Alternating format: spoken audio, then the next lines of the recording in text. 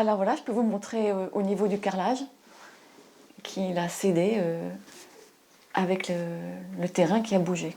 Cela fait 21 ans que Martine Fouquet habite dans cette maison à côté de Saintes. Cet été, plusieurs fissures et lézardes sont apparues sur ses murs, comme d'autres dégradations, dans le couloir par exemple, où l'écart entre la plinthe et le carrelage atteint jusqu'à 3 cm.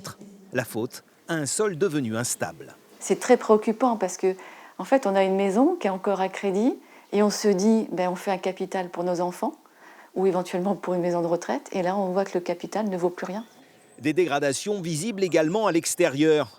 Cette propriétaire n'est pas la seule à être concernée sur la commune. Un peu plus loin, cette autre maison a subi elle aussi d'importants dommages. Et à ce jour, le maire dénombre une cinquantaine de sinistres de ce type. L'explication, c'est qu'on sait très bien que la commune de Chermignac est à 9/10 construite sur de l'argile, et de l'argile agressive qu'ils appellent, un petit peu qu'on appelle, donc c'est-à-dire qui se rétracte très facilement avec la sécheresse. En Charente-Maritime, plusieurs centaines d'habitations sont déjà touchées du nord au sud du département. Cette association rassemble plus de 500 propriétaires sinistrés.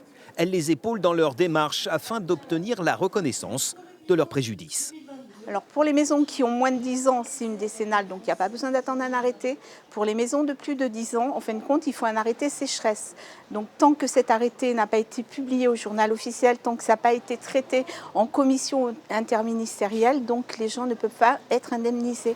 Une attente parfois insoutenable pour certains propriétaires. En France, le dernier recensement établi par le ministère de l'écologie en 2021 établit que plus de 10 millions de maisons individuelles sont potentiellement exposées au phénomène de retrait ou de gonflement des sols argileux.